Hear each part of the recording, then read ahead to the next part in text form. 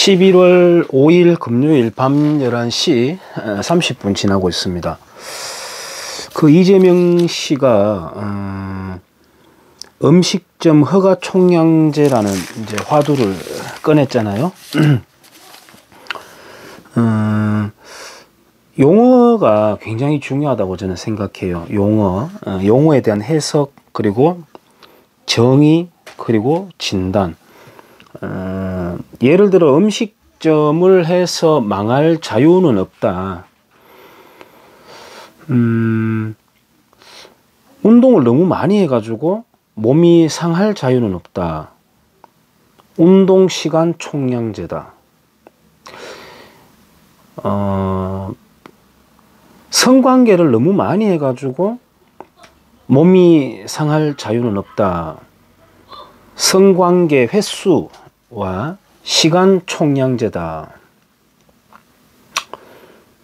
뭐 여러 가지 많이 대입할 수가 있겠죠.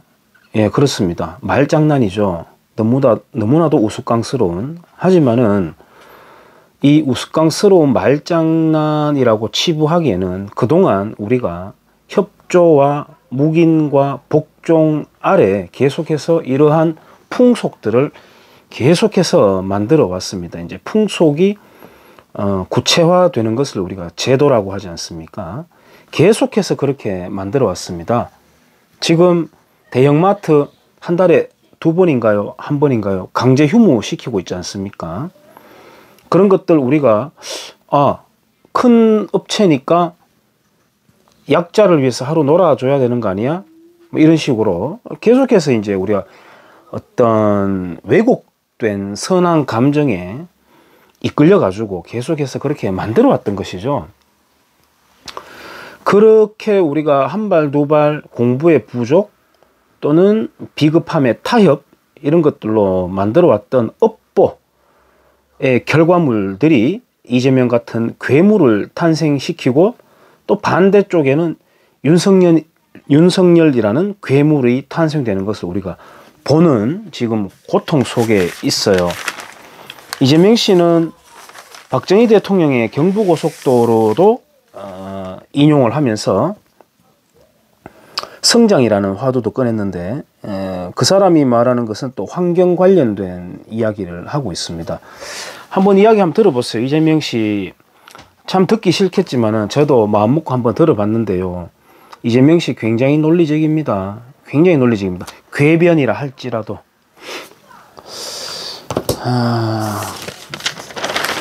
민경국 교수님의 오늘자 신문에 좌파 정치의 자유론이 위험한 이유.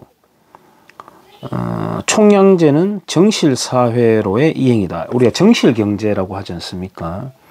거기에는 성장의 원동력도 없고 공정도 없다. 거기에서는 상인들이 절박한 고민이 있을 수가 없다. 그러니까 성장이 없다. 풍요가 없다.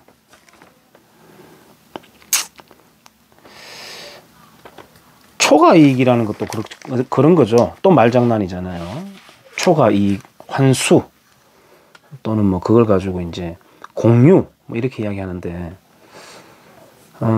손흥민 선수의 기량, 초과 이익이라고 하는 선을 어느 정도로 끊는 것처럼 초과 기량을 만드는 거죠. 기량이 이제 초과되면은 환수를 하는 겁니다.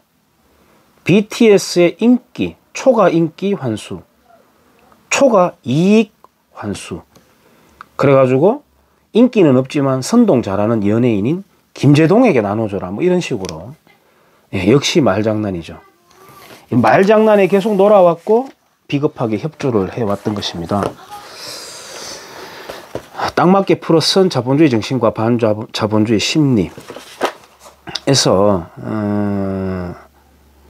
상인에 관련된 대목을 제가 근본적으로 다시 한번 꺼내 읽어보기도 했는데요. 상인들은 모두 사기꾼인가? 상인은 소비자를 돕는다. 예를 들어서 사랑가마니 또는 뭐 물이라고 할 수도 있겠죠. 물로 뭐 예를 들자면 생수가 한 통 있다. 생수가 만들어져서 출시가 된 다음에 유통 단계를 거쳐 가지고 오는 동안 거기에는 아무런 양적 화학적 변화가 없는데도 가격은 왜 이래 다 다른 것이냐. 예를 들어 산 꼭대기에서 얼음물 얼려가지고 파는 그 생수 값이랑 대형마트에 파는 값이랑 동네 슈퍼마켓 파는 값이랑 편의점에 파는 값이랑 다 다르다. 다 다르지만 그것을 가장 절박하게 원하는 소비자가 그 상품에 매겨진 가격을 충분히 납득하면서도 컨택을 하는 거다. 거기에서 거래라는 게 이루어진다. 그런데 그게 아니라 상인은 도둑놈이다, 유통업자는 다 도둑놈이다, 뭐 이런 식으로 생각하는 빙씨들. 그 빙씨가 누구였겠습니까? 바로 저였습니다. 바로 접니다. 우리는 과수원을 했고 부추 농사를 좀 많이 했었는데요. 서울 가락시장으로 올라가죠. 그 전에는 그냥 재래시장으로 불리는 그 속에 보면 상회들이 많이 있거든요. 조그만 상회들이. 전화가 막 오죠. 예전에 우리 집 전화번호가 3국에 뭐 얼마 이래 나가는데 받으면은 그거 누구 집이죠? 내일 우리 무슨 상회에 전구지 2박스 갖다 주세요. 우리 부추를 전구지라고 해요. 여기서는. 우리는 뭐 몇 단 갖다 줘요. 그럼 쫙 적죠. 그 오다 목록을. 그래가지고 다음날 다 갖다 주는 겁니다. 예, 그야말로 이제 1차원적인 거래가 일어나는 겁니다. 뭐 그걸 요즘은 또 직거래라고 또 환호하기도 하고 뭐 그런 분류의 마켓도 있습니다. 예를 들어 로컬 푸드 같은 경우.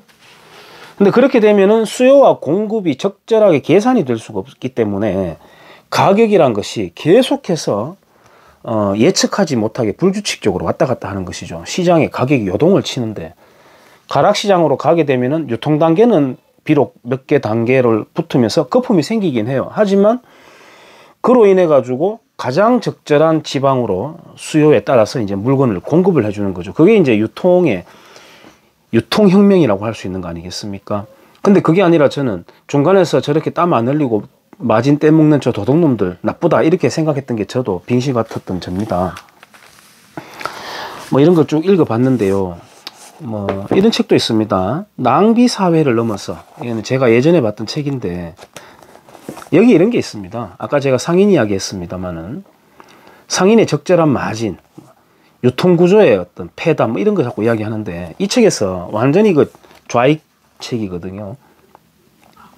이럽니다. 스마트폰이 있다. 예를 들어서 기업에서는 절대로 스마트폰의 사용 수명을 길게 잡지 않는다. 그러면 기업이 망하기 때문이다. 이런 논리인 겁니다. 적당할 때 고장 나도록 설계해 놓는다. 이런 거죠. 정말 바보들이죠. 삼성에서 만약에 2년 정도를 쓰게 되면은 고장이 날 법한 물건을 만들었다. 야, 그러니까 저 삼성 저 떼도둑 놈들 말이지. 2년 뒤 되면은 딱 물건 교체하게 만들어 놨단 말이야. 이렇게 인식을 할 수도 있겠죠. 그러면 2년 6개월을 사용할 수 있는 스마트폰을 LG에서 만들어 내버린 겁니다. 기업가들을 그렇게 뭐 바보로 여기는가 보죠. LG에서 2년 6개월 쓰는 걸 만들어내고 나면 삼성에서는 3년짜리를 또 만드는 겁니다. 가격도 계속해서 낮추면서 경쟁을 하는 거죠. 그러면 또 납품업체에 대한 원가 후려치기라고 하는 단어를 또 갖다 붙이면서 이제 좌익들이 맹공격하죠. 그런 것들은 이미 다 논파가 되어 있습니다. 다 논리가 있습니다. 제가 아주 기초적인 경제 상식에 가까운 것을 이렇게 언급을 했습니다만 편안하게 이런 이야기를 하고 있지 못할 겁니다. 아마 오늘 뭡니까? 국민의힘 뭐죠? The People Power 파티 국민의힘 정당 그 대선 후보 선출된 날이어가지고 아마 윤석열의 행각을 잘 아는 사람들은 지금 약간 이 스크래치가 많이 났을 겁니다. 자기 심성에. 슬프시죠? 또는 좌절하십니까? 혹자는 울었다고도 해요. 왜 웁니까? 왜 울죠? 왜 실망하고 왜 좌절합니까? 왜 절망합니까? 저를 비롯한 우리의 업보입니다. 저를 비롯한 우리의 업보입니다. 첫날 만날 이승만, 박정희 같은 인물이 다시 나타나야 된다. 예? 언제까지 나태함, 보수의 나태함, 또 비겁함, 이런 것들이 만들어낸 업보를 우리가 지금 된통 뒤집어 쓰고 있는 중입니다. 실컷 뒤집어 써야 되고, 실컷 조롱받아야 되고, 모멸감을 받아야 되고, 충격과 상처를 받아야 됩니다. 좌절과 절망을 허락하지 않습니다. 대한민국의 역사는. 눈물 흘릴 감성도 허락하지 않습니다. 어딜 감히. 제가 어쭙지 않게 뭐 저보다 훨씬 더 나이 많은 분들도 보실 수도 있겠습니다만은 이렇게 이야기하는 건방짐을 좀 이해를 해 주시기 바랍니다. 어딜 감히 대한민국 역사에서 절망이란 걸 할 수가 있단 말입니까? 건국 전쟁을 통해서 나라를 세우고 그야말로 손톱으로 맨손으로 생나무를 구멍을 뚫어가며 살아오듯이 이루어온 나라에서 살고 있으면서 어딜 감히 이런 정도의 상처와 충격으로 눈물 짓고 절망하고 자조하고 그런단 말입니까? 우리에게는 그런 것도 허용되지 않습니다. 우리에게는 그런 자격이 주어지지 않습니다. 어떻게 할 것인지 빨리 대책을 고안을 해내고, 아까 제가 이 기초에 해당되는 거라고 했는데요. 저부터도 마찬가지인 게 공부하면 뭐가 좋죠? 저는 정규제라고 하는 그 팟캐스트 시작을 통해서 오면서 미제스라는 사람을 알게 되었고요. 미제스의 인간 행동에 대해서 읽게 되었습니다. 제 삶과 제 하는 일에 큰 도움이 되었습니다. 이 시골 딸깍바리의 머리를 완전히 뒤틀어 놓았던 그런 사건이기도 합니다. 그거는 저의 또 개인의 문제고, 정치적으로는 공부를 하게 되면은 좋은 표가 나옵니다. 양질의 표가 나와요. 우리 늘 그러잖아요. 제가 늘 그럽니다. 이놈의 민주제도는 단체 기합이다. 희한한 놈들도 있고 다 한 표까지 같이 받고, 그렇게 해서 혹시나 그 휩쓸려가는 대중에 의해 가지고 잘못 제도가 만들어지는, 제도를 만들어내는 행정부를 탄생시키면 그 피해는 오롯이 같이 받는다. 단체 빠따 같이 맞는다. 민주제도 정말 더러운 제도다. 이런 이야기 저는 자주 합니다만은 좋은 표가 나옵니다. 쉽게 선동되지 않고, 늦었다 빠르다 이런 시간은 우리가 역사 앞에서 건방진 진단이에요. 시간 지나서 봤을 때는 지금이 굉장히 빠른 시간일 수도 있고, 아니면은 뭐 반대로 완전히 무너져 가고 있는데 희망 고문 당하면서 미련을 갖고 있었던 시기였다라고 훗날 지금을 진단하게 될 수도 있습니다. 그건 미래에서 할 수 있는 일이죠. 현재를 살고 있는 우리가 지금은 어떻다 저떻다 진단하는 것은 아주 오만한 생각이라고, 역사관이라고 저는 여깁니다. 공부를 합시다. 공부하면 됩니다. 공부하고 더 튼튼하게 자기 뿌리 내리고 자리 잡아가면서 어떻든 희한한 행정부가 만들어진다 하더라도 사람한테 죽으라는 법은 없거든요. 죽으라는 법만 있는 건 아니지 않습니까? 딱딱딱 해나가면 됩니다. 해나가고, 오히려 지금은 불분명하던 선들이 너무나도 명확하게 선이 딱딱 꺼졌습니다. 우리가 박근혜 대통령 탄핵 이후에 그 보수 정당 내에서의 배신자들, 또 글쎄요, 저는 국민의힘이라고 하는 당을 경상도 민주당이라고 표현하거든요. 그 경상도 민주당에 있던 기득권들에 대해서 우리가 이제 선이 밝혀졌다, 적이 누구다 막 했지 않습니까? 근데 이번에 윤석열, 홍준표 구도 속에서 소위 지식인들 또 소위 우파 유튜버들 하는 행각들 잘 보셨죠? 예, 절박한 상황이 되면은 선이 드러나게 됩니다. 확실히 선이 드러나게 됩니다. 자, 그러면 다 배제하고 다 갈갈이 찢어져서 또 반목하고 싸우자. 저는 그런 이야기는 아니에요. 대동소이 하면 힘을 합칠 수 있다라고 하는 우리가 바탕은 깔고 있어야 되는데, 근데 윤석열 씨가 대동소이에 들어오기는 합니까?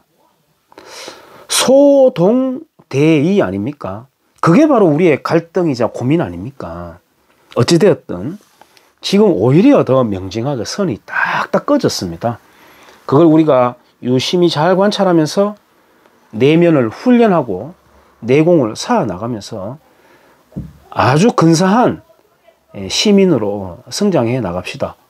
예, 눈물 흘리고 뭐 절망하고 그럴 지금 여유가 없습니다. 운동화끈 바짝바짝 더 쪼여매 가지고